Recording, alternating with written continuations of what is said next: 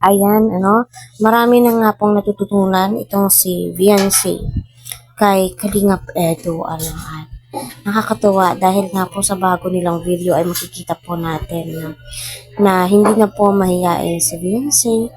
Alam niya na pong kontrolin ang kanyang emosyon, yung pagka mahiyain po niya, kaya maraming supporters ang natutuwa, at masaya dahil nga sa wakas may panibagong uploaded na po, So, dito nga po sa ating pag-uusapan, ay kita naman po natin yung effort ng Team Kalingap, kung gaano po sila kasaya na dumating si Viancy, napakaraming blessings dahil kay Viancy, especially kay Kalingap Prab, kay Kalingap Eds, isa po sila sa mga dahilan, and hindi po mawawala dyan sa bilang si Dr. Love. Dahil isa po siya sa mga na-scout at isa po siya sa mga masaya, na maraming biyaya ang dumarating sa buhay ngayon ni Viancy.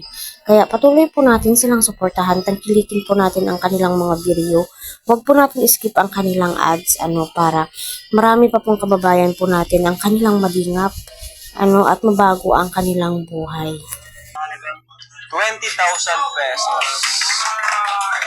Ayan. 20,000 pesos para daw dito sa nyo, pang negosyo.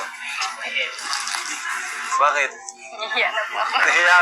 Nahiya na po si Viancy. Sobra-sobra na daw yung bibiyaya. Deserve mo naman yan, Viancy. Huwag ka mag-alala.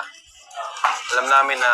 Ayun po mga kalingap, kita naman po natin na biniyayaan po si Viancy ng Pangkabuhayan Showcase, and especially tinuturuan po ni Edu kung paano magsalita on cam, paano magpasalamat, kailangan pangalanan kung sino yung mga nagbigay ng donation, hindi donation pera niya po talaga, sponsors, kaya maraming salamat sa iyo Kalingap Eds at sa buong team, na andyan handang tulungan, alalayan itong si Viancy.